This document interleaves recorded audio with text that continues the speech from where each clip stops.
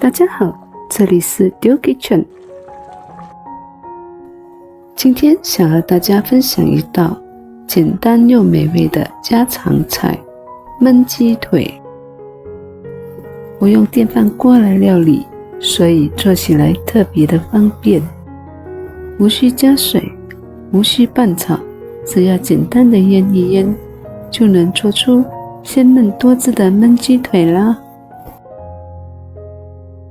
好啦，现在就开始吧。首先准备8个鸡腿，重量约1公斤。然后再将洗干净后的鸡腿用牙签或叉子来扎孔，这样鸡腿在腌制时就会更加的入味了。接着将凉拌的蒜头10克磨成泥后加入鸡腿中，然后加入3汤匙酱油40克，1汤匙白米酒10克，2汤匙蚝油30克，1茶匙黑酱油10克，1汤匙蜜糖10克，最后就是半茶匙的胡椒粉。然后将鸡腿和调味料混合均匀，确保每个鸡腿都沾上调味料。彻底混合均匀后，像视频中这样就可将鸡腿冷藏腌制至少2个小时。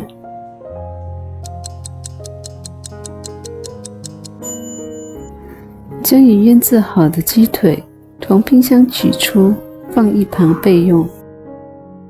接着我们来准备一些配料，将30克的青葱切成段，50克的姜切成片，洋葱1个200克切成丝。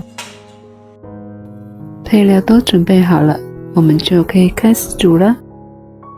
准备一个电饭锅，加入约1汤匙的油，再加入准备好的葱姜蒜。放葱姜蒜是为了避免鸡腿直接接触锅底而烧焦，同时也能增香去腥。接着加入已腌好的鸡腿，尽量不要让鸡腿重叠，那么每个鸡腿就能浸泡到酱汁，煮好后的鸡腿就更加入味啦。摆好后，将腌制鸡腿的酱汁也一起加入，像这样就可以拿去煮了。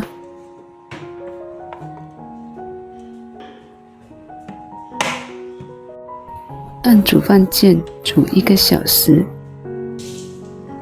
煮了半个小时后，将鸡腿翻一翻面，翻好后让它再继续煮至1个小时。1个小时到了，鸡腿也煮好了，用筷子拌一拌，让每一个鸡腿都能够均匀的上色。像这样鲜嫩多汁的鸡腿就做好了，可以出锅了。